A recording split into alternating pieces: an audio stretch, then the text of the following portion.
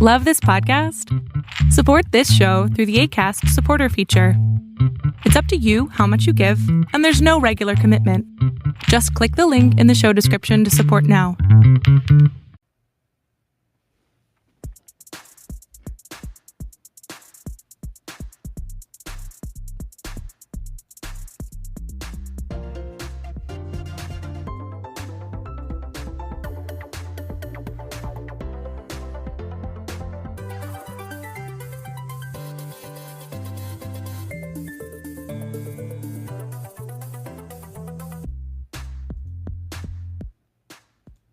All right, welcome back to the Super Chevy Brothers podcast.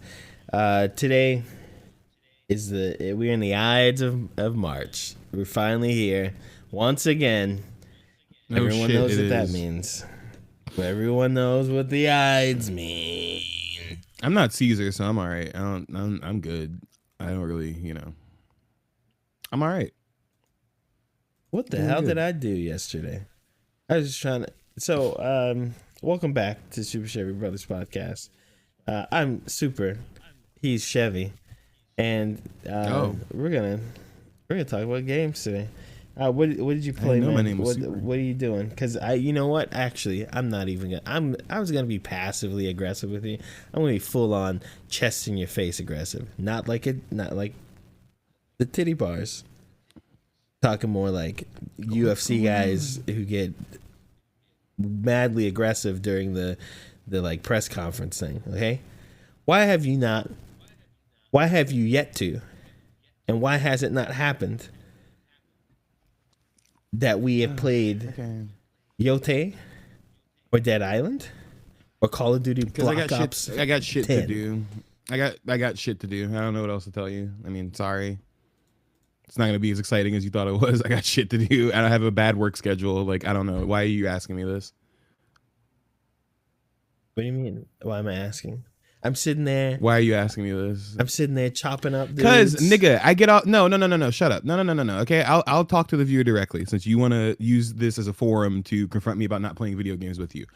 I get off of work at either 9 p.m. or 11 p.m. There is no in between. I am also married. I have a wife that actually wants to talk to me and speak with me and spend time with me and shit like that after work, right?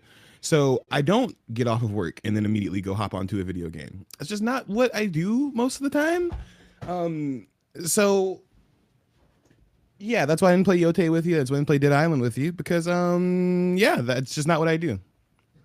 Brother, same brother. I get off between the hours of 10:29 and 10:31. Okay, I also have a wife who I gotta do stuff with. I'm just saying, dog. When you get a speck of time, get off the eugenics, homie. Just send me a message I'm not even playing that. Shut up. I'm not playing shit, Shavar. You know what I play? I play my Switch 2. That's it. What are you talking about? Okay. What are you playing on Switch 2? That I'll just replace what I said with whatever that was. Get the hell out of here. No, okay. So here's the thing, right? You need to ask me when you want to play, and you need to ask me when you want to play when it's not midnight my time and I'm probably in bed. Okay, so find a better time. Message me. Set up a time. Give me time. My default mode when I get off of work is not go hop on video game. That is not what my default mode is. It isn't. It is. Do some chores, see how my wife's doing, talk to my wife, see how it's going. Listener, what Shavar's not telling you is I don't work at home. Shavar works at home. I don't work at home. So he gets to see his wife during the day. I don't, right? So I spend all day at this office with these chuckle fucks doing shit. Then I come home. My wife is somebody who still likes me. I'm trying to keep it that way. So I go and hang out with her, and she does not want to sit there and watch me play video games with my brother across the country every night. And I also don't like to come home and tell her immediately, hey, I know we want to hang out, but Shavar wants to play the game. So I've been asking Shavar repeatedly for months, probably going on years now, hey, let me know when you want to play, and then I'll make time to play. But I'm not just going to hop on and play most of the time. It's just not going to happen. So that's where that conversation is left for me. I don't know what else you want me to say. I play the Switch too because it is convenient. I can grab it and just play it and get online. That is not what Yote Legends is. Yote Legends is not I pick it up 30 minutes. Okay, I can put the thing in sleep mode and then come back and play what I was playing before. It's just not it. It's more dedication. Shavar is not a play this for 20 minutes a person. If I'm playing with Shavar, I will be playing for 3 hours at least. Okay. So stop bothering me. If you either stop bothering me or set a time. Like I don't know what else to say. Like either stop like doing this thing where like, especially when you want to talk about it during the podcast, like you have shit to talk about and you want to do this here, like text me and say, hey, do you have time to play tomorrow? Or hey, do you have time to play Thursday? Or hey, would you like to play Friday? Instead of just expecting me to hop on whatever you want to hop on. That sound good? I think I could consider that. Let me talk to my scheduler and I'll see where I can schedule in the future. I'm not a schedule man. I know you're not a schedule man. Our entire family has never been schedule people, so it's been really annoying to become a schedule person and realize that the other people look at me like I'm an alien. Yeah, I like to plan things ahead of time, which I realize is more normal than the way I've done it most of my life. So, yes, I know you're trying to make a joke, but yes, when you want to do things with people, sometimes you schedule it with them, like how we schedule this podcast and you show up half of the time. Does that make sense? I would have to argue with that one, but I'll try scheduling with you. All right, don't ask me no shit like that on the podcast again, please. It's annoying. Like I told you already, right? I'm trying to balance shit. I'm trying to have like work life balance, and part of that is actually paying attention to the person that I'm married with, and like actually giving them time. And I don't work from home, Shavar. I'm gonna say that again. So I don't have the opportunities you have to not do that and like walk away from your desk and do other shit while you're working. Like I don't have that luxury. So I would kindly ask you to please leave me alone about that. And if you want to play Yote with me, tell me when you would like to play and I'll make time. Does that sound good? Fair enough. I will be honest here. Fuck, dude.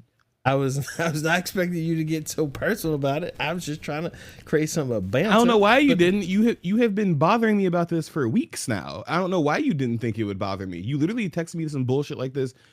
You said some bullshit like this to me as soon as we ended the last podcast, and since then you have mentioned it to me like 2 other times. So I don't know why you didn't think it would go that way, unless you just don't pay attention to the way you approach people. I didn't know asking you if you want to play games was a bullshit approach. It's not what it was. How you were not asking me if I wanted to play Yote. You were asking me why I didn't play Yote with you. That is not the same thing. Okay. Well, what did you play on your Switch there? Oh my god. Yeah, so I played a few things this week. Honestly, I literally like a few is the operative word. Didn't get a ton of time to play a ton of stuff this week. But played some more Stardew, got into that farm. Y'all want to hear about that. Played that Pragmata demo again because I was curious about anything I missed. And yeah, that game's going to be good. They also moved it up a week. So it's going to come out like a week earlier. So that's been pretty good. And like I said, I did not play very many video games this week, but I also did play Mugenics. And that game is... And the point of what I was saying earlier is that I'm not getting off of work playing Eugenics and not playing video games with my brother. My point is I'm getting off of work and barely playing video games at all. So that game is hard. The game is very old school video game hard in some ways where they don't explain a ton to you, but you kind of should like just take the hints that are in front of you. Like for instance, I just upgraded my house this past week to have more cats and shit. I should have done that a long time ago. And I will give you, anybody who plays this game, I'll give you this tip. Don't give a shit about any of those cats until like Act 2. Like just don't care. Like if you have a kitten and they don't have a stat that's a 7, throw them in the trash. Give them to the guy. If you have a kitten you have back on a adventure with or whatever, don't worry about breeding that much. They all kind of suck. Just give them away. So you can do all your upgrades early on. Has PETA boycotted this game yet? Does PETA still exist? PETA? PETA? PETA actually made a joke about the game and one of the characters in it, because there's a character in the game that is like a hippie who wants to save the cats, and you donate the cats to them so they can put them in like a regular shelter, and they only take cats that are above a certain age, and that's it, they take cats that are above a certain age. So they made a joke about that. They did like a little tweet about it or something, but they actually haven't been on this game's ass that much. Don't get it twisted, it's a nuts game. Like the humor is not for everybody. I struggle to recommend it to people who don't already know what the fucking vibe is with something like this, because it's It's like old school Newgrounds, gross out humor, like, you know, shoddy drawings. You know, there's a lot of poop jokes about cancer, and you know, your cats can literally be like, you know, mentally handicapped and overly inbred and get like little funky mutations and stuff. So yeah, there's plenty to complain about, but PETA knows nobody takes them seriously, so they just made a joke, you know, about the game. But still though, the tactical combat in this thing is still like addictive. It's really, really good. It's like I said, it's like XCOM, it's simplified XCOM. You have all these different abilities. Shit can just go down really crazy ways. I lost runs in ways that didn't make any sense. It was kind of my fault though. Like, I'm not saying the game's impossible. There were some runs I lost that were definitely my fault. But is this one of those forever games where you'll never, it's just it'll go forever, you'll never actually beat it? Or is it one of the, does it have like a end and then I guess you can keep it's playing, not. I mean, no, none of his games are like that. You can beat Binding of Isaac too. Like, these games have ends. You can just keep playing them after you reach the end. I never beat Isaac. I still haven't beat the final boss. It's really, really hard. Of Repentance, at least. Repentance is the last DLC. But Eugenics has 3 acts. They said that they're probably gonna add Act 4 in the future DLC. But there are 3 acts, and then you do beat the game. Like, there are final bosses, and then you beat the game and credits roll, right? Like, so like, yes, you can beat this game. It is at your own pace. It is one of those things where like the game doesn't automatically go to Act 1 after Act 2 after you have a certain amount of fights or something like that. You got to beat a certain boss for it to get you to Act 2, or else you'll be stuck in Act 1 and however long you are, right? So yes, you can beat it. It's not a forever game. There are many people who have already beaten it. There's a guy who beat it without losing a single fight, I think, within the first week that the game was out. So yeah, you can definitely beat this game. But yeah, I still recommend it. It's like $25. Like, I really feel like it's worth the money. I've already put a lot of time into it, considering the fact I don't have a lot of time to play games. It's easy for me to play in the middle of the night when nobody else is up.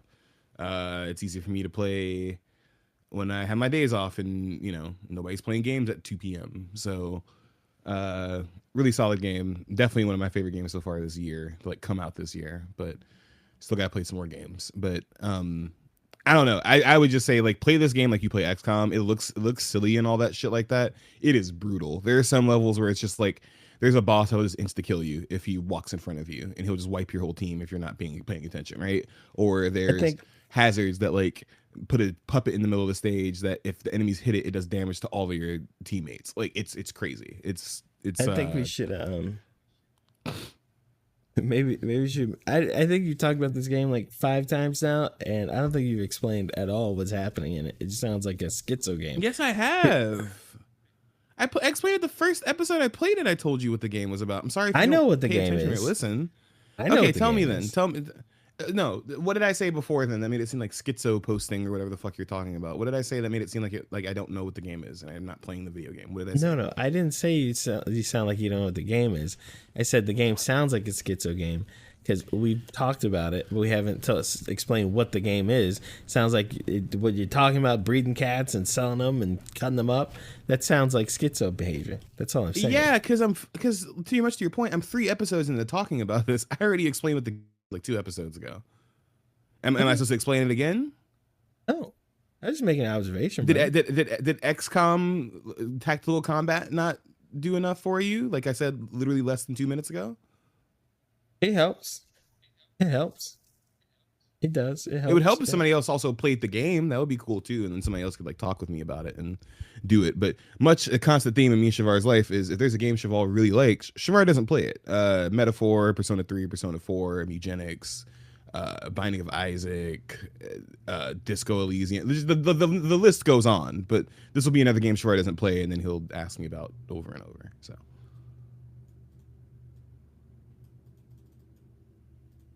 I'm gonna give you a warning here, okay? I found my slide whistle. You found your slide whistle, but you didn't find your Vita with Persona 4 Golden on it, so you can finish that save, did you? I did actually. I found my slide whistle. Okay, I'm gonna bring it back. So I'm gonna give you 4 warnings so that you can also have your own articular instruments. Okay.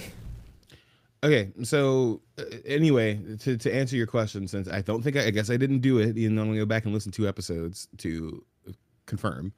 Eugenics is a roguelite tactical RPG where you breed cats to make your units, and you adopt cats because they're strays that come outside, and you send them on missions of 4 where they can have different classes like a tank, fighter, mage, healer, and stuff like that. And you take them through dungeons, a la, Slay the Spire type of map, right? And then you stop, you fight, random events happen. You can buy stuff in a shop along the way. And then your goal is to make it back home with new stuff so that you can breed your retired cats so that they can make better cats because they went on an adventure and got better. Is that better? Is that? I think I already said. I wasn't critiquing you. Does that sound better? I wasn't critiquing. That's exactly what you were doing. I was not. I was just saying, taking the things you say about the game, it sounds like a schizo game, seeing as we haven't talked about what the actual game. Yes, we have. Looks like it. Okay, it's fine. I wasn't critiquing you. You don't have to take it like it was a critique. It wasn't a critique. All right. All right. So, I played games, but sometimes it's good to take a step back, walk outside the door,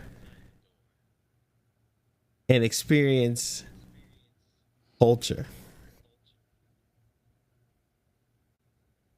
And other times you go to Music Man musicals on your Saturday nights. So yesterday we went to the Music Man, the famous Music Man. Everyone knows the Music Man. If you don't know the Music Man, maybe that's good for you. I don't know. I remember the movie when I was a kid. It's a Music Man. I decided we're gonna go to a musical, but. Okay. As everyone who knows this woman knows, she hates musicals. I don't know why we're going to a musical, but we go to a musical, and we watched The Music Man, which went about as it was better than I thought it was gonna be. In the sense that I thought it was gonna be like it was like family friendly. Well, Music Man is family friendly, but I was like, oh, there's gonna be some cokeheads who decide to get a career or something. No, it was pretty professional. The singers they you could tell these are trained singers and trained dancers, and they're flipping and shapooping and Gary Indianing, and people were laughing and they're having a good time. I've seen Music Man like plenty of times. I was just waiting for Gary Indiana. It's the only song that is fine because it's only like 45 seconds long, and then the other ones are like a whole 4-minute affair. And I'm talking about this because you talk about eugenics. So we're in our seats, okay, getting cozy, ready for the show to start, and this lady comes in. Right, she's late, a little late. Show's just starting, like, and she comes and sits next to me. Not next to me, like she's one chair over, actually. And instantly, I could tell this woman is a cat woman. You could smell the dander. You know that smell that people have when they have too many cats? I don't want to call it a cat lady smell. It's a cat person smell, okay? We're not sexist here. But you know that smell? Yeah, sure. Come on, okay, dog. You telling me you don't know the smell of cat lady? No. You don't know anybody. What does cat lady smell like, Shavar? You don't know. No, I want you to describe it. No, I want you to describe it. It's a real thick, dandery musk to it. It just smells like cardboard boxes and the trunk of an old car.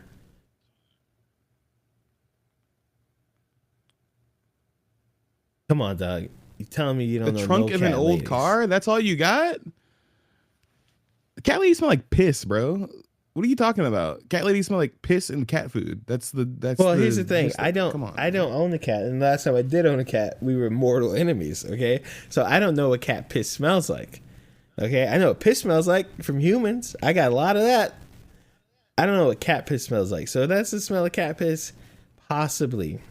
But when this woman was sat down, she kind of sat down with a thwomp in the chair, like, cause it's dark and stuff. She got thwomp in the chair, and there was like there's in the air kind of around, and it was definitely cat lady smell. Why'd you say you didn't know what cat lady smelled like if you knew what it smelled like? I wanted you to describe it. Oh, thank you. So I had to sit with that for a while, but then it got a little better. It kind of, how you get used to a thing. It kind of dissipated. But yeah, your eugenics reminded me of that. And then we went to a Japanese speakeasy, which, I don't. Have you been to a speakeasy bar? No, I have not been. Well, no, that's not true. I've been to one like a long time ago. Why do they exist? I don't get it. Just it's a it nostalgia thing for people who were never there in the first place. I think it's just to feel cool. I think it's also a way to overcharge people with free drinks. That's kind of the gist of it. It still makes sense to me. Like, I get speakeasies. You don't want, it's illegal. You're doing it. Okay, got it. It's not okay. We're clearly at a time. It's not illegal to drink. Okay, clearly at a time. Most of these speakeasies are just a part of another restaurant or bar. Okay, why? I just don't get it. So we get to the speakeasy thing, and we go to. There's a restaurant, and at the front of the restaurant, there's a fucking bodyguard, and he's like, "This is like a Japanese restaurant, like a fancy fucking thing." There's a bodyguard. He's like, "Hey, how can I help you today?" And Kalani's like, "Speakeasy." And he's like, "Okay," and he looks at our IDs. He's like, "Wait here by this chair." I mean, I'm not being fair to the guy. He wasn't a fucking loser, but this is how I feel in the situation. He was an all right person, I'm sure. I don't think he like beats his wife or like is a nerd or something. I'm not trying to disparage the guy with the voice, but just take the voice as part of the commentary. Okay, so we wait by this chair, okay? And I'm looking at the regular restaurant. It's like a nice regular restaurant. It's a nice like Japanese restaurant. They got a bar, people sitting at the bar, like looking at this TV. They got people, nice women dressed nicely and stuff and all that stuff. But they're not like, it's not like super upscale. So I'm like, oh, I thought that, like the main restaurant was gonna be like, oh, so fucking fancy. We need to open a speakeasy for the the scoundrels. No, it wasn't anything like that. It was just, this was a regular restaurant. Okay, it's expensive, fine. And then the guy finally comes. He's like, follow me. He takes us around. He takes us through the restaurant. Then we open a door. We go through a kitchen. And then we go through a hallway, and then we go through another kitchen, and then we go through another hallway, and then we go in the back of, like, between the buildings, like the secret alley. It's an alley that you can only access from inside the building, but it's outside, and you open another door to another building where it looks like it's the same building, and we go through that, and we hit one more kitchen, and hit a hallway. He's like, here you go, and we open a door, and there's a whole bar club thing. Why?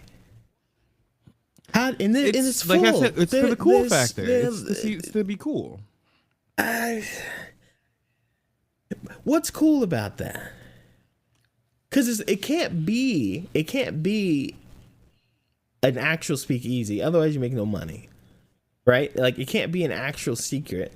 I mean, it's a secret in that, yeah, there's no advertising, there's no sign, there's no anything. So sure, but somebody has to tell somebody and tell somebody. Yeah, sure, it's word of mouth, I guess. But yeah, I don't know. Is that cool? Maybe if I was like 22 I think that's the ladies. It's cool for people who just started drinking. And it's also cool for people who were really into, I guess, historical context, I guess, even though that's not probably many of the people. It's just another style of bar. That's what it is. It's just to like be like, oh, I'm going to go to this cool place that a lot of people don't know how to get into unless they like saw the social media post or whatever, or, they just want to feel cool. Because I mean, like, they are also more upclass, more classier than your regular old bar and stuff like that too. It's Instagrammable. It's all of those things. Like, it's a callback to, it's a novelty that's a callback to the times when they actually had to have speakeasies. And I feel like the novelty either is something that gels with you or it wears off and you never had it, or you never had it in the first place. Because like I think they're kind of fun. Do I seek them out or anything? No. Do I think that they're like better than other bars? No. But like I kind of get that it's like cute or whatever. My thing is like, okay, so we're in there, okay, and the bartender's Japanese guy. Makes sense. It's a Japanese restaurant. It's whatever. He gives me the menu and I'm reading through it and he's like, oh, is it too dark? You can just scan it with a QR code. I'm like, Negro, you know who you talking to? This is 2020 vision, boy. I got 60/60, all right? I can see this in the dark, all right? You don't know what I've done in the dark, okay? I've done so many things in the dark. You know how you watch like old Saw movies and they're walking around with a night vision like, oh, they can't see me? That's me on a regular night, all right? I can read this menu. No problem. I don't need goggles. All right. I'm like, I got the menu. Okay. It's fucking words on paper. I can read this shit. I'm reading the menu. All right. Drinks aren't crazy expensive. They are in the I don't come here to drink regularly price range. They're not in the like I'll come here every weekend and drink. They're definitely in the I will come here if somebody asks me to and drink, kind of range. It's just fine. Cool. A lot of girls and they're all dressed up and the little hostess women have like lingerie tops and stuff. Okay, we're boobies. Everyone's happy with that, I guess. The DJ is back there DJing, all right? And he brings some girl up to show her how to DJ, which is the number one DJ trick of getting women. Like, okay, I get it. I see. And then I'm looking at the dance floor and there's like 50-year-old man in there doing... I don't even know what the dance thing is called. It's where you mostly dance with one arm. You know the video of the video of the goth kids. No, you know the video of the goth kids under the bridge doing the. You know what I mean. The goth, just look up YouTube. Goth kids under bridge. It's gotta pop up. It's gotta be like I know what you're talking about. He was literally dancing like that. Yeah, he's basically dancing like that, and he was like super buff. And then you look at him, you're like, this guy is at the youngest. If he just had the bad DNA, youngest, he's 45, right? And he's probably like 50s. He's chopping it up on the floor. It's just him. Everyone's looking at it because he's pretty interesting to watch, right? Everyone's looking at him. DJ's not paying any attention. He's playing with this girl, showing her how to whoop, whoop, whoop, whoop, on the thing. And I'm like, I don't know. Is this place that cool? Is it that? I mean, the atmosphere. I mean, everything was black and red and dragons and shit. Okay, that's kind of cool. But is it really this cool? But then everyone went to the dance floor after 10 minutes of watching Arm Man, because he would leave and come back. He had to fucking get his inhaler or something. I don't know, but he kept coming back. And then everybody else went out there and was doing one leg dances and one arm. It's kind of crazy, but it wasn't cool. It wasn't cool. I don't think so. Anyway, that's crazy. You be having some crazy experiences. And this is at a speakeasy that was next to the musical. I'm confused. It's across the street. With the musical? It's across the street from the opera. So did Kalanaka like the Music Man? She did. Yeah, she did. She liked it. I totally watched the movie because that's how I knew. I mean, I knew it was a Broadway thing, but I watched the movie. Like that's the thing. I mean, even the Family Guy thing is based on the movie. They do a whole Music Man. They did like a couple Music Man things in Family Guy. That guy's like they do a lot of Music Man stuff in Family Guy. Yeah. Speaking of actually cool, played Yote, okay? And I'm not just talking about single player regular Yote people, okay? I'm talking about the legends. All right, yeah, that was good. That stuff is fun. See, I almost don't want to play Legends because I haven't beat the game yet, and I don't want to get spoiled. Oh no, there's no spoiling in the game at all, but it ain't nothing like that. Listen, this is what the Legends is, okay? Let Manfred tell you about the legends. Did they ever introduce you to Manfred? What is that? What is that from? That sounds familiar. Manfred in the kitchen. Anyway, if you That get sounds familiar. I'm pretty like no. This is something you- I think I knew about already. if you and Haley get a chance to pop open a cold one, and you got nothing to do, just go to YouTube and type Manfred in the kitchen and just watch some of the best recipes you'll ever watch in your life. Anyway, you go to Yote Legends. It's great. It's just like the old Legends. Okay, take the last Legends. Okay, you have you take the Ghost of Tsushima, Ghost of Yote game, and you make it 4 players. All right, except this is a legendary story, so everything's kind of like a fairy tale. You're on a mission to destroy the Yote 6, but instead of them being the actual Yote 6, it's legendary fairy tale version. So like the spider is an actual giant Spider-Man with all these giant eyes, and he's got 8 arms and legs and stuff. And he, like in the game, he deals in explosives and things like that. So what you do in the Legend, you go on these missions. They're 2-player missions where you destroy his bombs or stop these demons from doing this thing that he sent. 2-player? Yeah. So the main campaign, they're 2-player missions. So there will be usually it'll consist of 3 2-player missions, and then there's a 4-player incursion. So an incursion is like, okay, you've done the 3 story missions for that Yote 6er. Now you do the incursion, which is 4-player, up to 4-player. You can do it 1-player, but it's up to 4 players. And that's where you go and you hunt down that member of the Yote 6. And you do a big Elden Ring boss fight at the end with that Yote 6 member. Which is cool. It's fun. You can do everything by yourself so far. The incursions, the campaign missions you can do by yourself, and you have to, in order to start quick play, you have to do them. So you'll start with the spider and you'll move through to the other ones. I think you can actually choose whichever one you want to start. Like you can start the spider or the oni or the kitsune, and the last one is, what's the other one? The snake, right? So you can start any of those campaigns, and then get to their incursions. But there are more modes. So after that, there's the survival mode. So survival is you have a map and you have like 4 bases or 3 bases. You have to protect them from enemies, and swarms of enemies start coming, and you have every time you kill an enemy, they drop these little points, and you pick up those points. When you get those points, you can spend them on power. So you can pull out a spirit bear to come and help for this round, or you can heal yourself, or you can restock your ammo.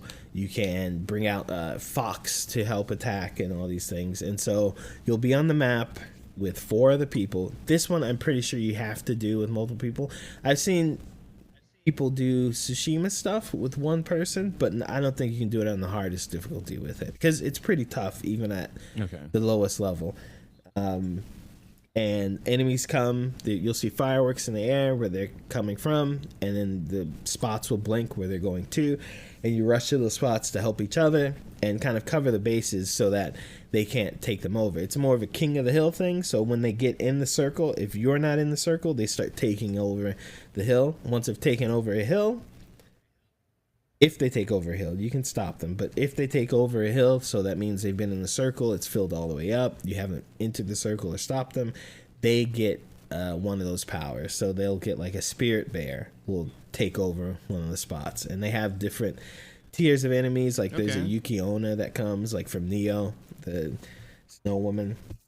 So yeah, it's cool stuff. And then they're going to introduce raids, which are like these real big 4-player series of missions, kind of like the campaign, where at the end you fight the big boss, but they're supposed to be pretty hard. So there's that. But like the difference in this one and the last one, though, most of those things line up with both of them. kind of. I don't. The boss stuff in the first one was a little later, but most of the stuff lines up. But the upgrade paths are kind of different. So in this one you got different weapons. And the last one was just a sword, and you had different styles you could use, right? But in this one, you have your weapon. So you have the samurai class as everyone starts with a sword. You have a samurai class that has the sword and odachi. You have the archer class that has the sword and the spear. You have the mercenary class, where it's the sword and the dual katana, and then you have the ninja class, where it's the sword and the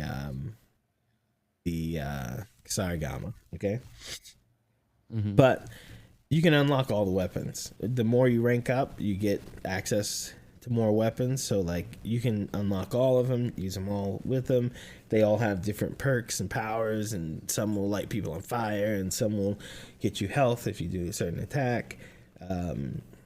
All that stuff. And then you have your own powers, like there's samurai powers. He's like a vampire. You can drain the blood from all the enemies around you, or the mercenary can knock everyone's weapons out of their hands, and you can run around and start throwing them. The ninja is maybe, to me, one of the most broken ones. Like the ninja can spawn additional ninja to walk around and fight, and they can turn invisible, and they can do all these crazy things. Cool. That's pretty sick. Yeah, I don't see how. I mean, maybe that is balanced some way, but the ninja's pretty stupid strong, so whatever. But yeah, the game's fun. I played most of the campaign. I did the whole spider. I did it by myself, and I did it co-op. The incursion I did co-op because it's supposed to be 4 people, and I don't want to. I mean, I probably could do it 1, but it's pretty tough, so I'll do it with other people. But it's fun. It's a fun game. Okay. It seems more fleshed out than the first ones was when it first came out, so that's good. The only thing I don't like is the you're in a lot of combat, right? But the dodge from the dodge in Yote is different from the dodge in Tsushima. Like if you do a double dodge in Tsushima, you can roll. You roll, yeah. In Yote, you roll and then you do like a frog leap. You can't roll. You know what I mean? Oh. You do the roll where like you ball up and you roll. And then in Tsushima, in Tsushima you could roll, you could keep rolling. In Yote, you roll and then you do this like leapfrog cartwheel thing. I don't know what it's called technically, but and that kind of sucks because you can't roll. So you just got to get better at fighting, but it's fun. I see, and it's pretty clear after like playing this again. I hadn't played the regular Legends in a while. This is kind of I think when Elden Ring Night Rain, I'm pretty sure they looked a lot at this game and they're like, oh yeah, we can do that, because it's you kind of get that same feeling, except this is like mission focused. That's more just like, I mean, it is one mission you go in, but it is like that. It's like a raid. You level up, you do stuff, you go through. But yeah, it's good. It's good stuff to play. Okay, that's good. I'm glad. I hope we try to get to it this week. It seems fun. I'm glad it didn't seem too super spoilery either. I'm gonna make sure I get through more of that game. No, it's no spoiler. Yeah, that's good. I'm glad that they got it out. It's what, like 6 months after the game came out, because the game came out in like October or something like that. So it wasn't too long after the game came out, which is nice. So, that's really good to hear. I like Yote quite a bit. I'm looking forward to going back to it. So that's yeah, solid. beat it, man. I'm already almost done with my second playthrough, brother. Well, that's because you have a PlayStation Portal and you have unlimited power. Okay, I tried to get a PlayStation Portal the other day. I cried because they were all $200 something and not $100. So I'm just waiting for them to go on sale again, and then I'll get one. But because they're $150 on sale, I'm not paying more than $150 for that. So 4th of July probably have a sale, right? America, everyone loves us. Damn, that's too far away, dude. If that's the case. Here's the thing. I've already talked to Shavar about this. I'm upset because I want a Steam Deck really bad. And as soon as I actually had the money to get one, our current president decided that he wanted to fuck the economy up in spades and make tariffs and taxes and all this dumb shit, screw up everything about video games. The reason I overpaid for a Switch is the reason all this other shit, right? So Yeah, I think I'll just have to settle for a Portal if I don't get anything by fucking July. Because if I get a Steam Deck, then I can remote play from my PlayStation to the Steam Deck, which is like You could, yeah. still good. So I would like to do that. But if it's July and I still can't get a Steam Deck, well then consider me sold. Because what the hell? No, I mean, and it's good to get Yote because I mean apparently it's not coming to PC. So apparently, if you don't have it on PC, if you don't have it on PlayStation, you ain't gonna play that bitch at all. So, because PlayStation pretty much confirmed, they're like, yeah, nah. Since and we'll talk about it in a second, but since Xbox decided that they're PC now, PlayStation said we are no longer doing the PC thing. So, well, we talked about that last time. Well. Last time it was more of like a rumor mill thing. It wasn't as confirmed. Since we last talked, it basically got confirmed that they are not doing. They're only going to put multiplayer games out on PC, like like a Helldivers or a Marathon, right? Like those will come to PC, but like single player experiences, it seems like they're going to opt to just keep those on PlayStation. Which, as somebody who wants people to play as many people to play a game as possible, that kind of sucks. As somebody who understands business decisions, when your competitor just got done shooting themselves in both kneecaps and then reloaded the gun and then put it to its head and it's just kind of looking at you, I also would go, yeah, actually I don't need to do that anymore. So all that to lead into the fact that Xbox indeed talked about their new Helix this week, the Xbox Helix. We heard some more about it because we had GDC. And yeah, dude, it's exactly what Shavar said it was going to be last week. Exactly what I said it was going to be last week. It is a Xbox that is a PC, is a PC that can play Xbox games, and it's going to be at least $1,000. Well, so clear, it kind of makes a little more. Every console since the PlayStation 3, 4, maybe is a PC that plays console games, but this is going to be a PC that plays console games and PC games. Okay, this is what it's going to be. Good luck to them. I mean, yeah, I wouldn't mind it. I like PC games. I was playing Ball Pit the other day, man. Also, it's not. Told you, it's not Ball X Pit. I told you. It's like, I know. I never called it Ball X Pit. I call it Ball Pit. I never call it Ball X Pit. Anybody who ever says Hunter X Hunter or Ball X Pit, I consider you illiterate, and I respect your opinion less. And yeah, that is just a fact. It's called Ball Pit. Isn't that game great? Shavar bought it right after we got off the podcast last week. How is it? How you liking that? How you liking that crack addiction that you bought for like $10? Okay, so Ball Pit, if you don't know what it is, it's basically Space Invaders, except you can Did you just call Ball Breaker Space Invaders? Ball Pit is Space Invaders, except no, it's not Space Invaders. It's literally the game where you bounce the blocks off the balls off the blocks. It's a Block Breaker. It quite literally is not Space. Did you just call it the wrong game? No, listen, it's Space Sure, Invaders. It's Ball Breaker. It's Space Invaders, okay, with Ball Breaker aesthetics, okay? Oh my god. Basically, you have enemies at the top of the screen coming down to the bottom, and you shoot this ball. Nigga don't know what game he playing. You shoot ball at them to kill them, okay? Some of them move left to right. Some of them jump up and down. They do all kinds of stuff. It is Space Invader Ball Breaker, okay? With the added benefit Brick Breaker, bro. It's Brick Breaker. Listener, ignore what he's saying. It is Brick Breaker. It is the game where you slide the little thing at the bottom and it bounces the stuff off, except you're shooting it out of yourself instead. But it is quite literally based off of that, not what Shavar is talking about. Continue. Listen. The differences between Space Invaders and Brick Breakers is like... It's like two guys have the same dream at the same time and making the same game. Okay, chill. It's not that different. Brick Breaker and Space Invaders not that different. Okay, they really aren't. Okay, so it's that. Except instead of staying at the bottom of the screen, you can move your guy anywhere you want on the screen. You can go past the enemies and shoot. Your ball bounces. But everywhere you want, and there are different kinds of balls. So you have little baby balls. That's what they're called. They're called baby balls. I'm not on the Epstein list. They're just baby balls. They're called baby balls. Okay, And all the upgrades for the baby balls are also baby things like a rattle and the onesie thing.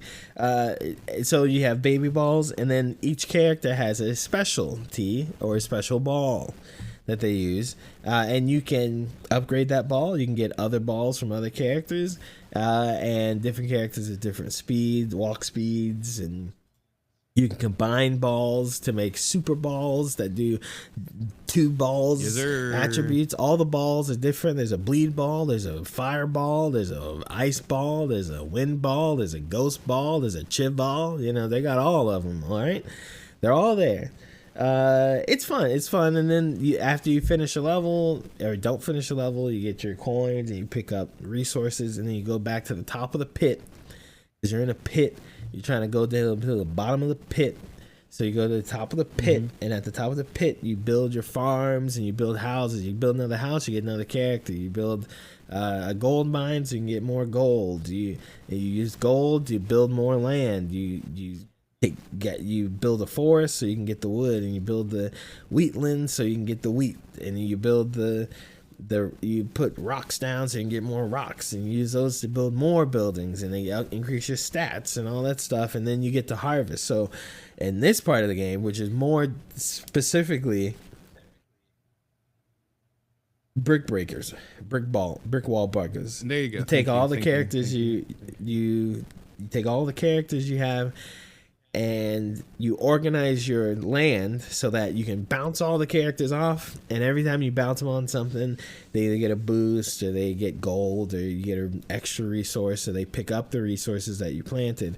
And so you want to get more characters, you want to rearrange your land to be a map that you can shoot these guys off of, make as much money and resources as possible. It's a fun game. You can play it with... it is a two-hander. It is on PlayStation, so you can use your controller and play the game. Yeah, it's fun. I like it. Do you auto shoot or do you shoot manually? Oh yeah, auto shoot all day, baby. If you shoot manually, yeah, no, there's no point. You shoot manually, you're stupid. Oh, I was gonna say autistic, but if that's a terrible thing to say. That's kind of fucked up. I just called him stupid at that point. I think too. I think it's better. I think as an insult, it's better to call somebody just outright stupid instead of calling them autistic. I think that's actually like fucking ridiculous. I wasn't using it as actually ridiculous. I wasn't using it as an insult, which is why I think it's funny that you think. Well, you should be insulting people. You think someone who does it is stupid. I think you have to be horrifically autistic to be able to shoot and catch all the balls and shoot them as you want. I don't think any normal person is doing that unless you're a very low IQ or a very, very high one. I'm gonna sit and auto shoot these balls, okay? Auto shoot the balls. I'm telling you, just press F, auto shoot the balls. Don't worry. Catch the balls if you can. So if you catch the balls, you can shoot them out faster. If you don't catch the balls, when they bounce back your way, they hit the back of the screen and they go up through your anus and you can shoot them again. I'm just imagining that's what happens. You can combine characters, so you can have two characters play a thing. You can there's a character that all the characters are like really different. So there's one character that usually you shoot the balls from the bottom of the screen to the top. There's one guy, he shoots them from the top to the bottom and he stays at the bottom. So like you have to manage all, like trying to reach the guys closest to you while also doing hella crazy damage in the back, because all about it's a good game. I would say it's a good game. Good. I'm glad you've seen the light. I've been enjoying that one quite a bit. Fight. What level I've been enjoying that one. What level are you on? I beat the last one already. I'm just trying to beat the game. I'm trying to beat every level with every character. That's where I'm at. So yeah, I have all the characters. I have all the new characters. I have all the DLC, not DLC, but I have all the characters from the newest update. There's some characters you haven't seen yet that are really fun. And I don't want to spoil them for you, but the game gets the more characters you get, the crazier it gets. Shavar, I advise you to play. You need to play until you get a specific upgrade. I don't want to spoil it for you, but there's an upgrade that makes the game 10 times more fun. Or I should say 2 times more fun. Where you get these two characters at once? Yeah, I got that one. That one. Yeah, the game gets way better after that. I don't even care about the ball part. I just care about the resources part. As soon as I get up there, Oh yeah, it's fun. That part's fun. I like the resource building part. That part's really cool. I really dig how it gives you a lot of different options. I like how it's also another game of Brick Breaker when you shoot them down there. It's good. It's a solid game. It's really one of the better like roguelikes that's come out recently. And it's got all free updates. I think they're gonna update it again soon. So it's always gonna have new stuff, which is nice. Um Oh, we didn't entirely finish talking about the Xbox thing. You don't have to press 2 yet. I mean, you don't have to press 2 again. But yeah, Xbox talked about the Helix. They said it will be probably about $1,000. Well, rumor has it will probably be about $1,000. We'll probably be heavily reliant on a lot of AI stuff and AI integration because that's like half of what they talked about. And it will play both Xbox and PC games. And once again, it kind of makes sense why PlayStation said we don't want to do the PC game thing anymore. Xbox is cooked. I'm really sorry if you really liked Xbox over the years and have like been a diehard supporter. They're fucking cooked though, dude. They're not the trying point anymore. They're not of using AI to do all the shit humans should be doing if the shit's gonna be more expensive than last time. That don't make sense to me. Look, all right, it would be one thing. It would be one thing if you're like, we're gonna use AI and it's gonna be the greatest, it's gonna be the best. And it's cheaper. It's 150% cheaper. You know, if they did that and it were cheaper, okay, I kind of understand. I don't like it, but now it's gonna be AI and it's gonna be $1,000 Like what? PlayStation 3 was $600. We've been kind of hovering under that price for the last like 10, 15 years. Like, come on, dog, $1,000 for the. Come on, brother. No, come on, man. It's absolutely ridiculous. They should be ashamed of themselves. Yeah, no. So I don't know who's gonna buy this thing, especially because what's gonna come out around the same time is the Steam machine, and we know that the Steam machine will play everything, including most of those Xbox games that are gonna be on PC anyway. It will probably cost less. Just like the ROG Ally, it'll probably have better. It'll probably have one of those things where the ROG Ally technically performs better, but it's such a fucking pain to get anything to run on it that people would rather have the Steam version instead.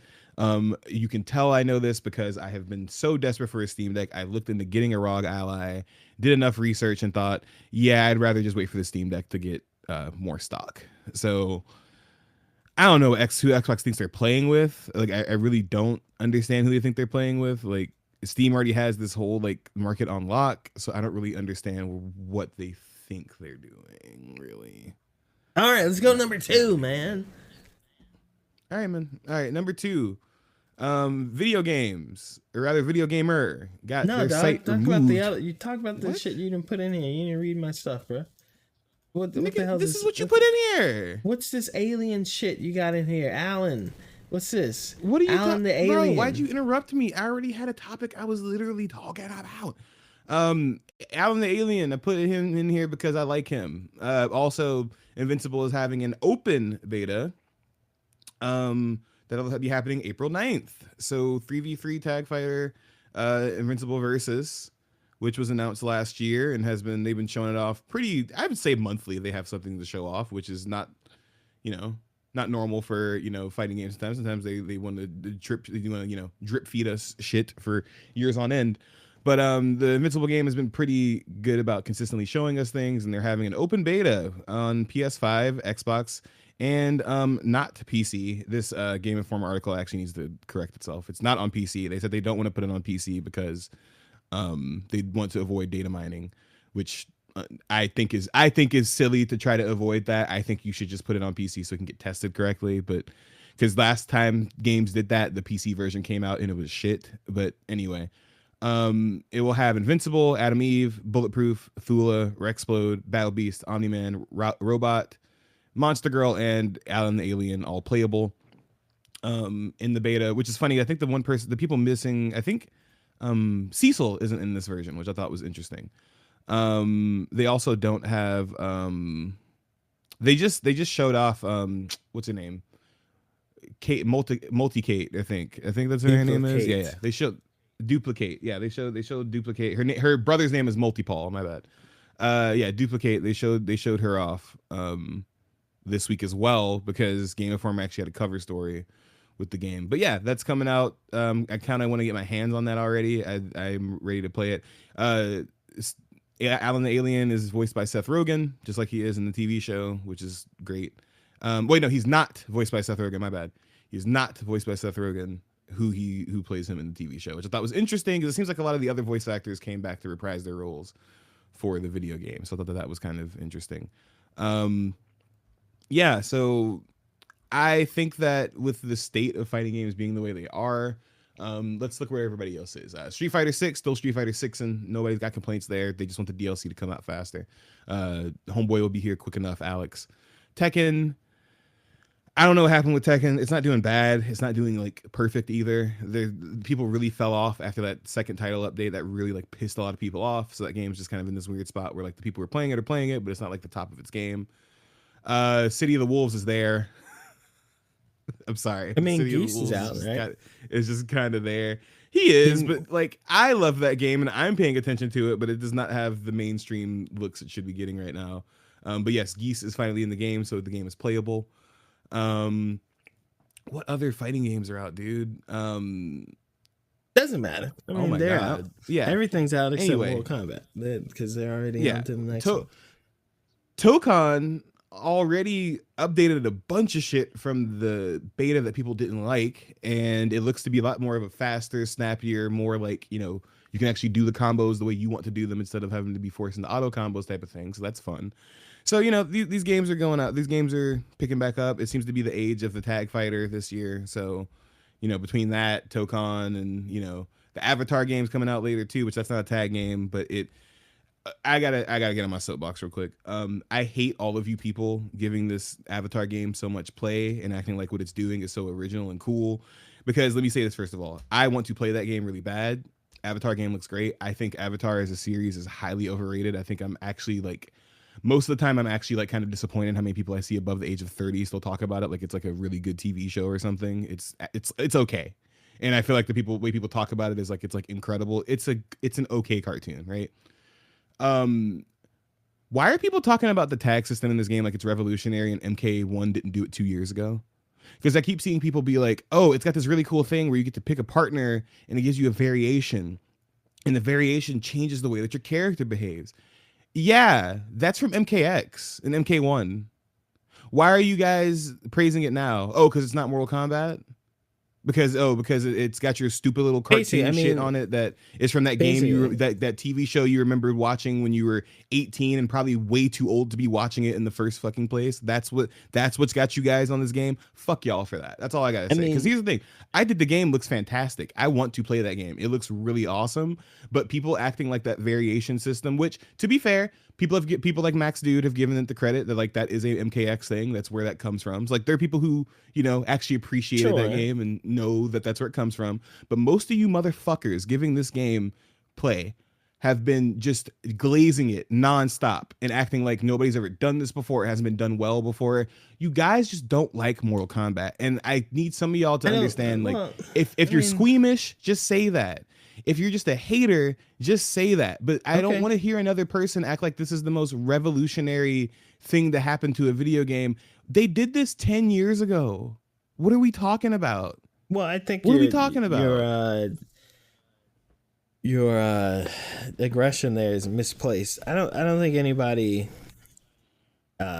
hates Mortal Kombat for doing it first. I just think the Mortal Kombat community is one of the worst and most toxic communities of gamers of all time. And so anytime a Mortal Kombat game comes out, these people hate and shit on they play it hundreds of hours and they talk about how it's the worst, most disgusting, horrible thing they've ever done. They can't wait for the next one, and they get super excited when the next one's coming out.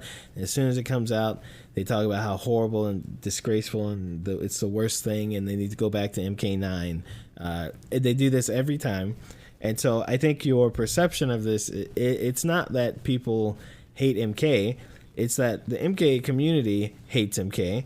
And why would you play a game with a community that is constantly talking shit about the game, and then when that game is over and the next one's out, they hate the next one and they love the last one?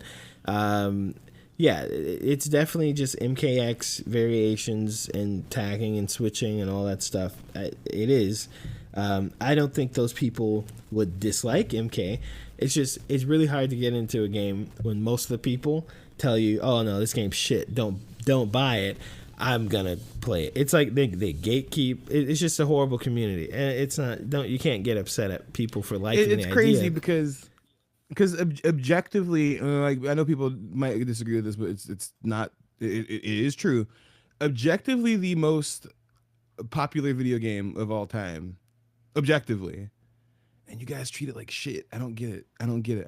Well, no, it's not you. The community, the MK community, the people who really like MK and make all the that's what I'm talking to. And the Reddits, they hate their own stuff. They're just a really toxic group of people. And then if you play online with people too, I mean, just turn on your mic. It's like, you can play any fighting game, right, and have your mic on and hear all kinds. But listening to people on MK is like listening to like Gears of War 1 or 2 in Xbox 360 days, where like it was okay to call people every slur because it's just the internet, bro. Like it is like Mortal Kombat is extremely toxic community, in and out every way. Like there's the people who do the art, it's all porn. The people who like do mods, it's all porn. It's like there's very few aspects of the community where it's just like, oh, people really like this and they appreciate it. It's mostly like the worst, whatever aspect or corner of it is. The community part is probably the worst part of it, and they do things in the worst way. It's sad. It's sad because you're right. I mean, like, and I feel like that's the thing, right? Is I love Mortal Kombat. I still think it's, to me, the best fighting game. And it always will be, right? And like, I love Street Fighter. I get bored with Street Fighter after a while. Like, it just is what it is, right? But like, this community sucks. MK1, I knew I should have known this shit was gonna go downhill when suddenly people started saying, hey, I really liked MK11, and I was like, you guys are fucking liars, because I actually liked MK11 and you guys just kept talking shit the whole time. It took me a while to catch on, was out, because when MK9 came out, everyone loved MK9. Oh wow, everyone like, it's back, Mortal Kombat's back, MK9, right? And then MKX came out. And people are like, I wish they went back. But MKX is like so much better of a game. Like there are fewer glitches. Both players work the same. Like it's such a better built game than MK9. People are like, I hate the variant. This makes it so. I hate the character. Everything. And then MK11 came out. I was like, MKX is way better. Everyone, let's go back and play MKX, and we'll make new MKX tournaments. Like, that's kind of weird. Okay. And that's so bizarre. It's like, MK11 had so much more stuff, and it was like, it doesn't matter what it is. These people like are never happy. It's one of the worst communities. Tekken community is great. They're full of buttholes too, but they typically like their games and care for their games. They just hate if someone plays a game and isn't good. If you're not good at Tekken, they hate you. Basically, that's Tekken people. That's fair. I think that's kind of horrible too. I'm joking. But I'm joking. But like a Tekken person will come into your house, see that you have Tekken, and look at you like, how fucking dare you have bought this game and not be a fucking grandmaster chess Tekken player? And then they will play you at it, and they'll beat you 10 times in a row, and they'll think lesser of you, and leave your house and steal your cheese. That's a Tekken player, okay? Street Fighter players are the most brain rot, brain dead people I've ever been in my life. They've been playing, all they think about is fucking one frame links, even if they don't have them in the game. One frame links. I'm gonna do this. I'm gonna do that. I'm gonna boot. And they just like, okay, we're just looking for. They're searching the whole game, the whole match, the whole round for one thing. Okay, that's all they do. They're looking for this one opening, and then boom, I'm gonna sweep you. I'm gonna bleep you. I'm gonna deep you, and it's three levels gone. Bam, bam, bam. I'm gonna do the most. I'm like, wow, that looked really cool. How did you do it? They just push. They act like the game is easy as fuck. Street Fighter is like, just because it's so fucking old. Like, yeah, I guess that shit. Look, the shit they be doing, they act like it's nothing. That's some crazy shit they be doing in the game. They're assholes. They're not as bad assholes. They're just like classic, normal, regular people, but they don't share. Like, they don't like other people being good at this stuff. They always want to be the best, but they're not as bad as Tekken people. MK people are the worst though. Anime people those are cat lady people. MK is the worst community. And anime people might be more psycho because some of the stuff going on in those games doesn't make any sense. I don't know, man. It's all that to say, all these communities are coming. All these communities have come together to be really weird about the Invincible game. To be like, well, it doesn't look good graphically, and it looks too slow. As if, you know, some of y'all weren't glazing fucking, which a game I think is good, Killer Instinct, you know, a few years ago, even though it's the same guys who made it. I don't know. All I gotta say is these communities right now it sucks because we were having a fighting game renaissance, but then what happens when these things happen, right? And this is I guess it's an argument for gatekeeping. I'm whatever about gatekeeping, but like, listen, video games got a lot more accessible. You got guys like, you know, Sajam doing cool stuff like the Sajam Slam and all that stuff like that. But what's gonna happen with stuff like that is what always happens, right? And what happens when 2XKO and shit like that gets in here? You know, 2XKO will probably be dead in 2 or 3 years, right? Which they've already kind of confirmed. The thing about that is, you always let a bunch of people in who everybody, what do they do these days? They want to be an expert on something as soon as they get into it. So, you know, you get into Street Fighter. I can't just play Street Fighter and like get it over time, even though Street Fighter 6 is my very first one. I have to be an expert on it. So I'm going to watch a bunch of dudes and watch them play it and then try to emulate that in my play and then tell everybody else who doesn't do that they suck. And, you know, that's how we should all actually be playing this game, right? And that has kind of, to me, thrown the community into fucking disarray, because then I have some dipshits in my mentions on Twitter going, well, Mortal Kombat's not a real fighting game and blah blah blah blah blah, when the entire reason they started playing the games in the first place because a streamer that they watched play video games, because they don't actually play video games, competed in Sajam Slam or something, right? The community has been too flooded by people who are here because they are following a streamer here or something, or because they realize, I don't think this is the next big thing that people are playing or whatever the fuck. So they decided they want to be a part of it or whatever, right? So now you have what is happening on the rest of the internet, which has always been there, right? It's just massive amounts of negativity, just the most negative fucking people on earth. We have people bitching about, granted, not gonna say this wasn't happening before, it's just happening more.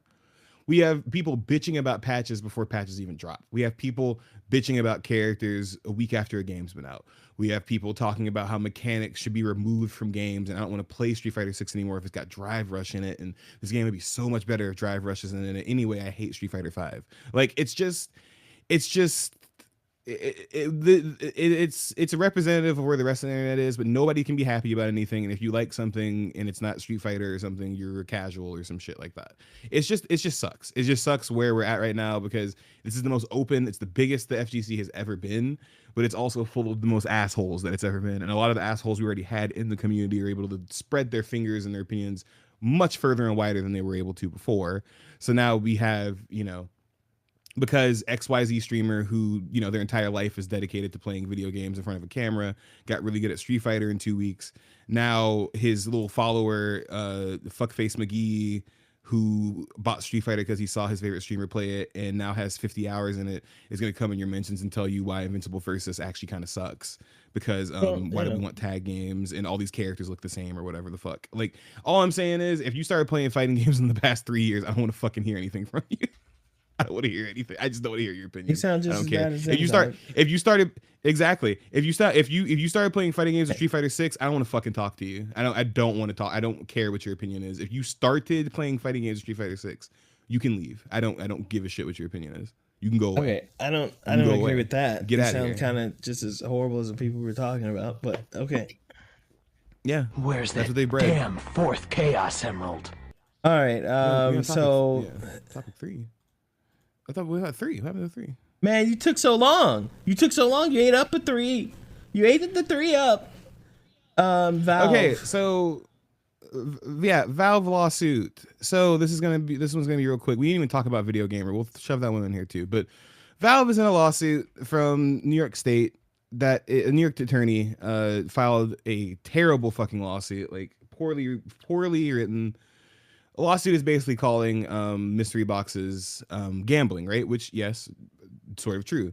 But they decided to go specifically after Steam and Valve. I don't understand what that was. So this is a Game Informer article. In February of this year, New York Attorney General Letitia James, or Letitia, I forgot. I've heard it pronounced 2 different ways, but I'll just say Letitia. Letitia James sued Valve over the loot boxes present in games like Counter-Strike 2, Dota 2, and Team Fortress 2. In a report from Reuters, James said the mystery boxes were quote promoting illegal gambling and threatening to addict children, end quote, and referred to them as quote quintessential gambling in violation of New York gambling laws. So I was confused why this got brought up because Valve has been doing this for like over a decade, and they're not the newest ones to do it. And they're also not the cause for the crazy amounts of gambling and shit that's been going on. Because, you know, Twitch streamers have been pitching gambling to children for like, I would say going on like 5 years now. Overwatch already had hot water for their fucked up mystery boxes. You can't on Twitch. You can't on Twitch, but you can on all the other platforms. Twitch banned it, but you can still go on Kick and all that shit. Which once again, hey, New York attorney, maybe you should go after Kick, not, you know, Valve. So Valve posted a statement where they said, we don't believe that they said, the blog post is not attributed to anyone specifically, but in it, Valve writes about mystery boxes being perceived as gambling. We don't believe that they do. And then we were disappointed to see the NYAG make the claim after work to educate them about their virtual items and mystery boxes since they first reached out to us in early 2023. We rarely talk about litigation, but we felt we should explain the situation to you. So I think that this is a New York lawyer trying to like make a name for themselves on something that they don't understand and that has already been an ongoing battle that was happening before they decided to pay attention to it.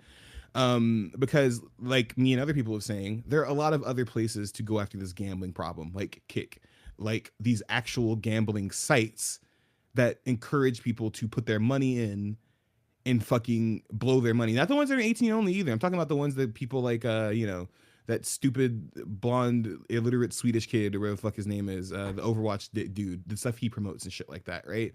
Like it's shit like that. You know him, XQC or whatever the fuck. Yeah, people like him are promoting shit like that, and Aiden Ross and shit like that. Like that's the type of shit they should be going after. But instead they're going after Valve's loot boxes. Now what pissed me off about this lawsuit was all that, but one of the things they're trying to use as a crux is that you can trade guns in Counter-Strike, and they're saying that that contributes to the fact that video games promote violence and that this is promoting kids to be violent.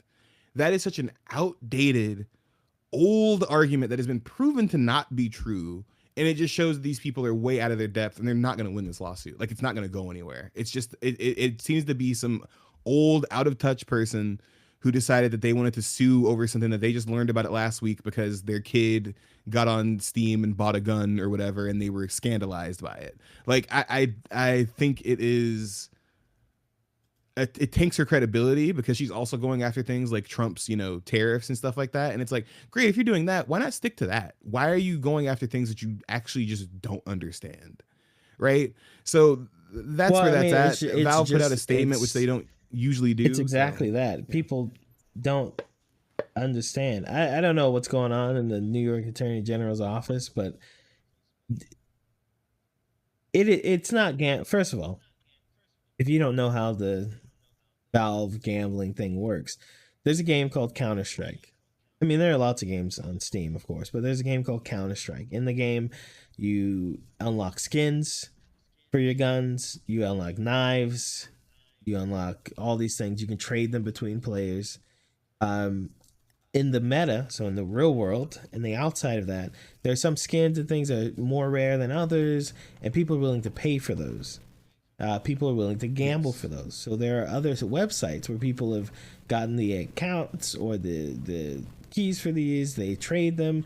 They have people gamble the boxes to try to get these cool things. They have YouTubers promoting them and streamers promoting these other extraneous websites that are not part of Valve. Valve doesn't do anything there. Counter-Strike doesn't really do anything there. These are all third-party websites taking advantage of something in the game to gamble. Getting rid of this is like saying, oh, well, you can't have people trading Pokemon cards anymore because when you buy the package, you don't know what's in it. You have to show someone what's in all the packs of Pokemon cards. And because some people will buy packs and they'll gamble packs online, like they do if you go to Whatnot or something, people literally gamble. They'll pay money and have somebody open as many random packs as they pay for, Well, that's gambling, and that's not fair. So you can't sell Pokemon cards anymore. That's basically what they're saying. It's the same with anything you buy that you don't know exactly what's inside. The mystery boxes, the little, Hello Kitty things where there's 6 different ones, and you open them and try to figure out what it is, or a Labubu. The whole Labubu thing, you open the box, you don't know which Labubu it is, right? You would have to ban all of that because it makes a second market for it. It's so dumb. It's like really, really. No, it's stupid. It's stupid and bad. I don't know. I don't get what they think they're doing. I'm sure somebody used like, AI to come up with this decision to do it. I wouldn't be surprised. Like because it just doesn't. When you think about it, it doesn't make sense. At the end of it, this is the New York Attorney General's office. This is the Attorney General. They have a bunch of lawyers and staff and everyone making the decisions. What do we do? Like there's a lot of smart people involved in this. How is no one smart enough to say this actually is? It's either A, like really, really dumb, or B, would set a precedent that would be unreasonable from what we expect today as a society. It's just silly. I mean, we're also on week 3 of a 1-day war, so I don't know. It's just it's how the world works, right? It's lots of bad decisions being made by dumb people. I don't know. This one is kind of one of those things where I'm like, this is the type of shit where I get when people get mad about like, hey, what am I paying people to do in my state or my city? And then it's shit like this where it's like, thanks, Letitia. I really appreciate the fact that you're wasting time that you could be spent. Once again, she's also trying to go after Trump's tariffs. Yeah, maybe focus your energy on that. Why are you going, especially because like, why Valve? They're the ones who have probably tried to put up the most like boundaries around their stuff, right? Because here's the thing about stuff like works like this, like Shavar said, like this stuff has been around already. Like you said, this stuff has been around already. Like there are blind boxes. There's always been an appeal to you buy a box, you don't know what you're gonna get in it, and that's kind of the fun part. Like you said, if this is the case, girl, get rid of the Pokemon cards, get rid of everything. Get rid of it all. Get rid of the mystery flavored fucking Dum Dum Pops. Like at this point, like because what are we doing? What are we doing at this point? So Valve, good luck to you. I hope you win that lawsuit. I think it's a no-brainer. And the thing we forgot to talk about, Video Gamer had all of their shit removed from Google. Thank you. And it's because they decided to replace everything on the website with just straight up AI. So there are no humans working at Video Gamer anymore. Video Gamer is a video game nobody website there. And 2 weeks ago, one of the staff who was fired said in an interview, or it might not even been an interview, it might have been like a post on some game forum somewhere, that they fired everyone and they didn't only replace them with AI, they made fake AI writers. So like if you look on the website, they have profile pictures and they have bios, they have backgrounds, and they posted one of the most recent reviews was a Resident Evil Requiem review, which was completely AI generated. I think, and because of that, Google has removed them. So if you search like video game news or whatever, it doesn't show up as one of the top hits. It doesn't populate there at all. I'm trying to find the tweet that shows the like they weren't just using AI to write articles. Like, oh, help me write. They had AI write the entire thing.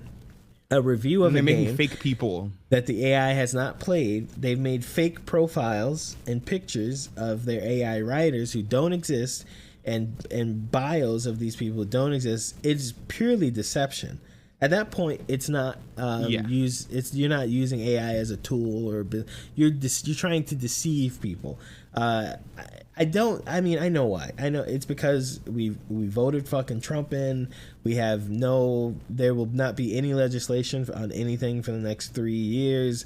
The Congress is completely dead because we voted in a retard who, and his followers are also exactly the same, and the people they voted in Congress on his side are the same, and they have no backbone. They can't do anything unless daddy says to do it. So we're not going to get any AI regulation. This should be illegal. This is fraud. I mean, to write an AI review when you have not reviewed anything, that is just like taking an ad sponsor and you've never actually done or used or have no contact with the product. Like that is like, that's crazy. Like that you think you can just do that gross. as a publication. You can just, we're just gonna use AI and write a review of something to play that we haven't played. And if you read the review, I can't find it right now because it's off Google. It's terrible. It doesn't even line up with what's happening because it didn't play the game. It's just making it up, and there were no other reviews at the time. Yeah, there's no information. It was all pre-release info. Let me see. Somebody has an excerpt from the part that was on Metacritic before they removed it. A Gilded Grave Resident Evil Requiem is the sheer, unadulterated peak of Resident Evil review history. It ties up 3 decades of loose ends with the precision of a laser and the subtlety of a rocket launcher. If you haven't checked the pre-order bonuses yet, you might want to commit. Available now on almost every platform. This is that is not written by a person. That is not written by a person. Doesn't sound like it's written by a person. Half of it doesn't make any sense. It's misleading. It's insulting to anybody ever, because here's the thing: before this review came out, me and Shafar saw this. People already clocked that they were doing this months ago, and people stopped visiting the website because they did this a while ago, and people notice. And the people, whoever owns the website and is doing this, they think that the people are too stupid to understand. And I think that that's insulting to people who play video games in general. They really think that these people are so dumb that they're going to read an AI generated article or video or something and go, yeah, that makes sense. And that's just not, I know I talk shit about gamers. Nobody is that stupid. And if you think they are, that's insulting. So for example, they're no longer on Google. Yeah, they're no longer on Google. Yeah, go ahead. They went as far as creating Twitter and Blue Sky accounts for the fake journalists that they made. One of them, Brian Marigold, the one who wrote the Resident Evil one, is an experienced iGaming and sports betting analyst with deep appreciation for the innovation shaping modern gambling entertainment. He combines industry knowledge with an analytical eye for emerging technologies such as blockchain casinos. Also, another thing, the website, after they fired everyone, pivoted to not only video game reviews but promoting blockchain and Bitcoin gambling websites. So if you look at the website, it's also full of articles about the best places to go gamble and sell your soul. It's just crazy, and I don't know how. Yeah. First of all, it's gonna just become an ad page. People will forget. I know why Google removed them. It's because it's going to become an ad page. It's just going to be AI ads for gambling, for all this stuff, which is what they want to be, clearly, instead of paying people. And I think this kind of stuff should be illegal. You shouldn't be able to do that. No, I mean, I see why Google removed it, right? Like, I'm going through the website right now. Every website, every single page is like this. They say that every person who works here has a specialty in gambling law and game mechanics. So it's just to explain to people who may not know. Gaming is a thing that they attached, is a word that they attached to gambling some years ago to get the stink off of gambling. So they decided to start calling it gaming, and they start calling slots iGaming and stuff like that, right? So what happened here is somebody bought this website that was about video games, not about gambling games, video games. And they decided to just say, fuck it, I don't care. Let's just combine those two things, because I think people will be too stupid to understand that they're two different things. So now everything on this website is about quote unquote gaming.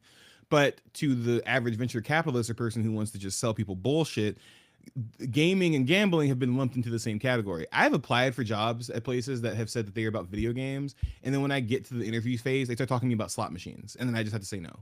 Because that's what they're trying to do, is they're trying to conflate the two and act like they're both. Honestly, that might be what's confusing the dumbass AG in New York, but that's besides the point, right? So if you go to anybody's page on this website, it's all AI generated profile pictures, like the fakest profile picture you ever seen. These people don't exist. It's just a guy. It's either a white guy with headphones on or a white guy with a screen in the background that has digital gibberish on it that is trying to resemble a video game, or is probably a blurred screenshot of a real video game that's an AI generated image, right? So yeah, this website is bunk. It's like actual bullshit. They even have a little notice on all the articles that's like, don't worry, you can trust Video You can Gamer. Our trust team of us, experts yeah. spends hours testing and reviewing the latest games to ensure you're reading the most comprehensive guide available. Shooter Orson is not a real fucking person.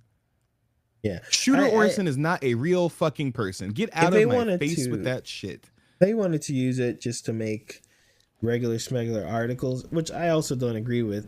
That's fine. When you go the route of, okay, what can I do so no one knows that this is AI? At that point, you're reaching the point of deceit, and you're okay, Yep. this is a review that of a game we did not play. The AI did not play. AI cannot play games. It cannot have an opinion on a game that it plays or doesn't play or anything. What can I do to make sure no one figures this out? And that should be that's so. It should, yeah, they should. I think it should be illegal. It should stop. It shouldn't be. Yeah, full stop. Should be illegal. Shouldn't be okay. I'll give you another example. Right? People don't even like. Here's the thing. This is how you know this is something somebody who doesn't like pay attention to what people think. Right? This is some brainless idiot trying to make money, and they think that this is going to make sense, even though you got your website delisted from Google. You know how hard that is. And okay, and sidebar before I get to the rest of my point, I see people being like, "Oh, so Google doesn't like it when you're the AI you use isn't theirs, so that's why they block it from Google." That's not what happened. This is a deceptive ass website. If they were using Gemini, I don't think it would have fucking mattered, right? The point that they blocked them is because it's deceptive. It's not because they're using AI articles. I work in journalism. We have local constituents, but like local stations and local places that do write articles that include AI, but there's a real person behind them. I met the people, they exist. There's a real person behind them, and they will say, "Hey, I used AI for this," or "This is a quick brief, so I used AI to help me write it, and then I put it in." And then they disclose that it's AI. So people saying that that's not what it is. Google got rid of it because it's deceptive. It's deceptive and it's fucked up. Anyway, my company actually got in trouble for something similar to this recently. And I won't go into all the details, but long story short, our editors thought it would be a good idea to fully AI generate an article without checking it, right? So a local governor had a speech about something Trump said, and our editors were all in meetings. So our top editor decided to say, "Hey, I'm just gonna AI generate something. We'll put that out instead."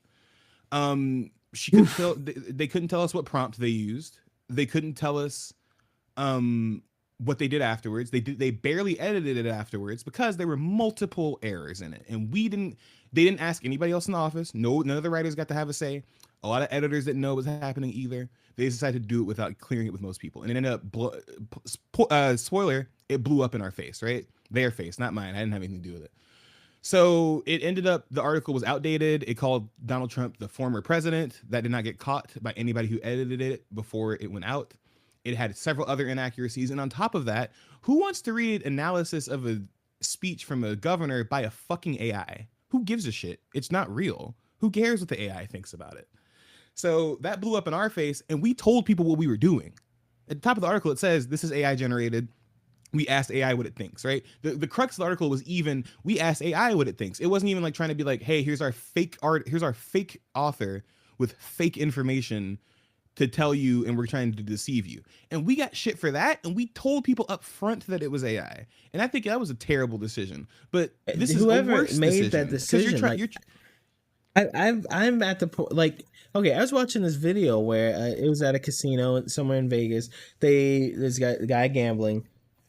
The security, you go to a casino, they use AI that does this facial recognition, and that they find this guy, like, "Oh, we banned this guy."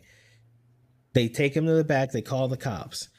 The cop comes and they're like, "Okay, what's going on?" Like, "Oh, our AI says it's 100% this guy. We banned him, and he's came back. So we're calling you so we can trespass him again, and we can send him to jail."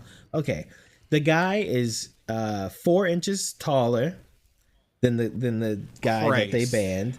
He is 50, 60 pounds heavier.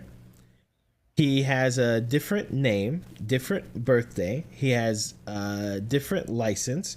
He has 2 sources of identity to show it's not like a fake ID or anything like that. They have fingerprints of the first guy. They have none of the second guy. There are like 10 to 15 different things that prove these guys might kind of look the same a little bit in the face.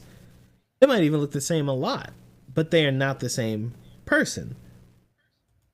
And the cop is like, well, the AI said it, so, and I'm never going to fight a computer.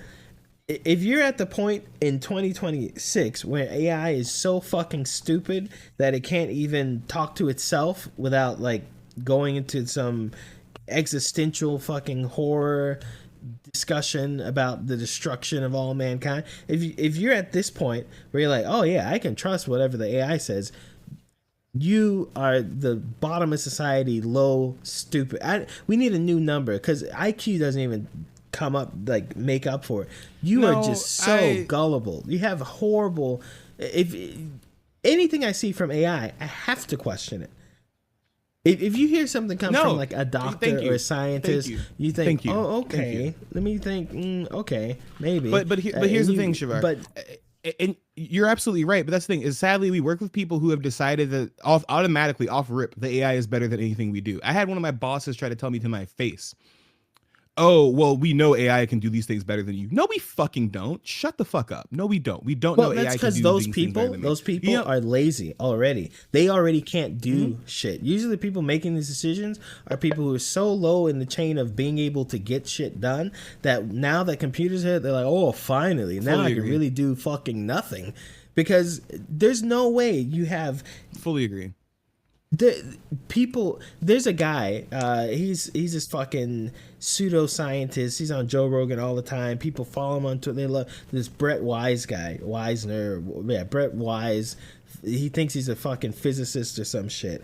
And I don't open Twitter anymore. I maybe open it like once a month. It's terrible. So much brain rot. There's no reason to. I opened it the other day, and he's sitting here having like a 3-hour fight with Grok. It's telling you need to tell me the truth about this, and you can't. He's getting fucking angry with the AI, and it's like a caveman getting angry at a rock because it's not round enough, or the rock is a rock.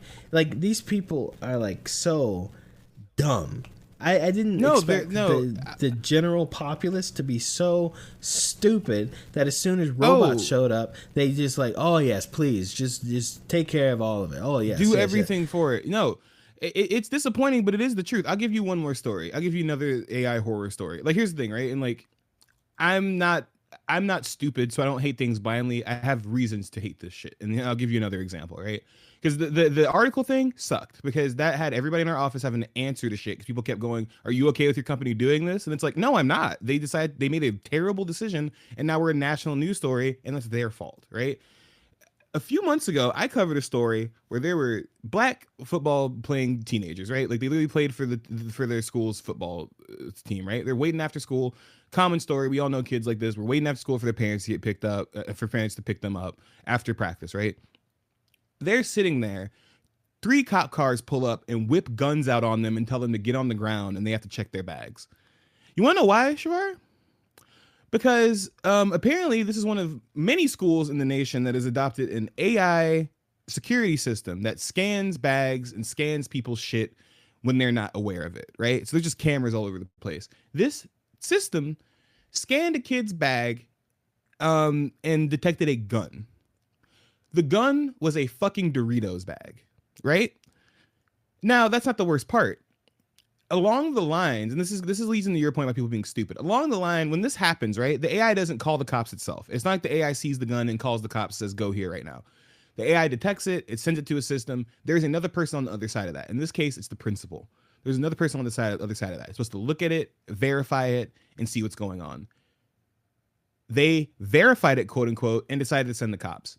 Waste of fucking time. The kids weren't doing anything. They were sitting around after school eating chips, waiting for their parents to pick them up. And they ended up getting guns whipped out on them by fucking real police officers because their principal was too stupid to maybe think, maybe this AI thing isn't doing its job well and I should actually check it. No, she just blindly said, send the cops. Something's going on. Even though you can look at the footage and see it's just some kids sitting around, right? And that's what I'm saying. Is like, AI is bad at AI is whatever. The fact is that the people championing it the most, some of them are like Shavar said, like you said, lazy dumbasses who are glad that there is Well, finally something there to do their job for them, to the point where they don't even want to do the verification of the shit. They just want to look at it and go, yup, he's right, and then press the button that says send cops at black teenagers. So yeah, the problem that's is what we're fucking dealing with. and I'm this is gonna sound weird. I blame Steve Jobs. This is Doesn't sound weird at all. 100% Apple's fault, because they decided when they did their iPhones and their iPads and they decided, let's just turn computer and computer science into magic. That's what it is. To 80% of the population, when you pick up your phone, when you use your computer, when you're walking through the scanners at the office, it's all just magic. It just works. No one understands how it works. No one cares how it works. No one understands the coding behind it. No one understands what coding is. No one understands the circuitry behind it. People are just like, it's magic. It works. And when you think something's magic and it works, just like how, and this is not to be sexist, but women typically don't know very much about the innards of a car. Okay, men don't either. But men, if you pick a man, he's more likely to know about a car and how it works than a woman is. Generally, if you just pick a random man and a random woman, probably you're more likely to find a guy who knows than a woman. Okay, because people act like things just magic and they just work, they typically have more issues with them. Women typically have more issues with maintenance of cars and them going bad and having them buy a new one. Or, there are people who drive with their gas at a quarter tank or less almost constantly, right? And then your car starts overheating all the time. Well, if you don't know that your gas pump uses the gas to cool itself and you're always running it low and there's no cooling, it's going to overheat. But for you, it's magic. You put gas in, it works. You can't do that with people. Like, we have to go back to a time where I get it. It's hard. It's a lot of stuff to learn, but you have to know the basics of what you're fucking with. Otherwise, you're just going to you're going to be another one of these lazy people who's just like, oh yeah, we'll use the magic. And it just turns on you. There's so many bad decisions being made because people don't understand what they're doing in the first place. All you need to do to figure out how AI works, just spend 30 minutes and research what is it, how it's working, how it gets its answers. They're free courses. People really think the AI is thinking about what you said and then coming up with something. Well, that's the thing is that, like, in the last thing on this, we could spend 3 hours on this, right? But like, that's the thing is, like you said, people think it's magic. People think that it's, just the magic button. I mean, Shavar, there are people using ChatGPT as therapists. Like, we're cooked. It's true. Fun. They like, are. There are people who think that the thing that they're talking to in their pocket actually understands them and knows them, when that's not what's going on. It's confirming all your biases. Haley's read me a story the other day where a guy like killed himself and did all these crimes and shit. And now his parents are trying, and grown man, not like a child, not like even in the teens, or like, I don't even think he was in his early 20s. Grown man killed himself and committed a bunch of crimes because his AI told him to. And now they're trying to sue ChatGPT and act like it's ChatGPT's fault. And I don't know if I'm on their side. Football player I don't think I'm on their last side week. at all. Yeah, you're dumb. The football player last think. week, he's a retired football player. He asked ChatGPT the best way to kill his wife and get away with it. And ChatGPT is like, you read this text and it's like, yeah, you know what? And then after we do this is probably the best way to get out of this scot-free and the least messy. And he's talking to the AI the whole time. He's killing her, getting rid of the body, all this stuff, and it's all recorded. Jesus Christ. Yeah. And listen, AI might be good because we might be able to call some of these, I don't even. You ever seen those movies called The Purge? We might need some of that. AI might actually help us purge out some of these people. You don't need to be in the pool if you can't make these, because these are not like split second decisions either. These are not like emotional decisions. These are the opposite. It's the least effort. It's the least amount of thinking. It's like, okay, the AI told me this. I will not question it. I don't care. Next, we're done. They're not talking anymore. I don't want to talk about Crimson Desert. It's coming out. Who cares? You got any recommendations? All I had to say about Crimson Desert is I kind of got disappointed because this is one of those games that may not be playable after they say it's playable. Just because people got the disc early, and you can't play the game at all. Like, it's not even like a take it offline, play it a little bit thing. Like, you can't play the game at all. No, the disc is just a license to download it. Yeah, which is a little disappointing. But that's all. That's all I had to say about that. It wasn't even about the actual specs or anything. Yeah, recommendations.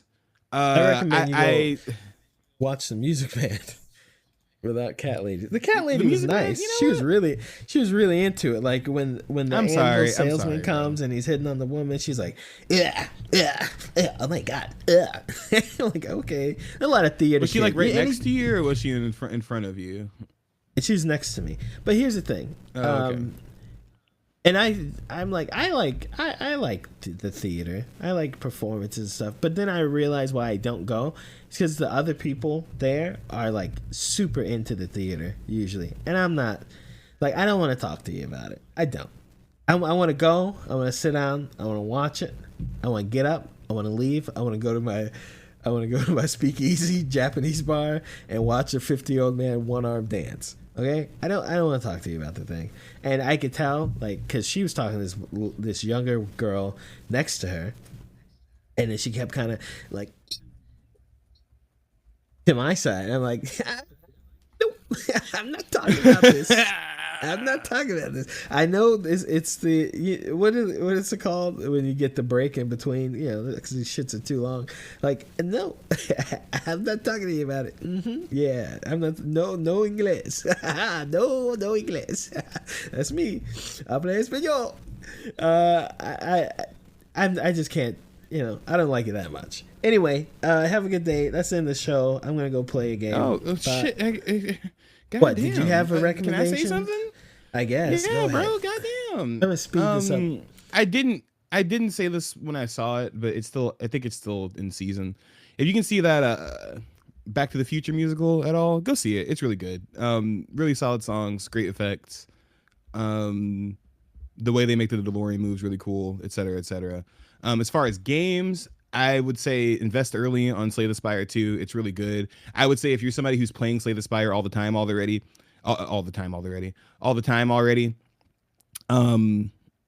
yeah, stop playing that and go move to Slay the Spire 2. Like, just it is one of those games that kind of makes the previous entry obsolete if you move on to it. So listen, do everything you want to do in that game, whatever. Move on to Slay the Spire 2. I'm pretty sure even in early access it already has more content than the first game did. So I recommend Slay the Spire 2. I recommend Eugenics.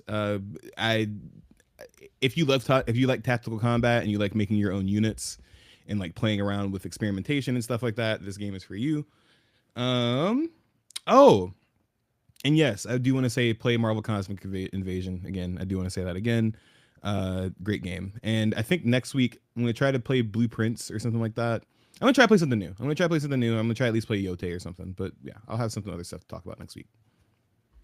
All right. Thanks for listening to the show. Sorry about the rant on AI.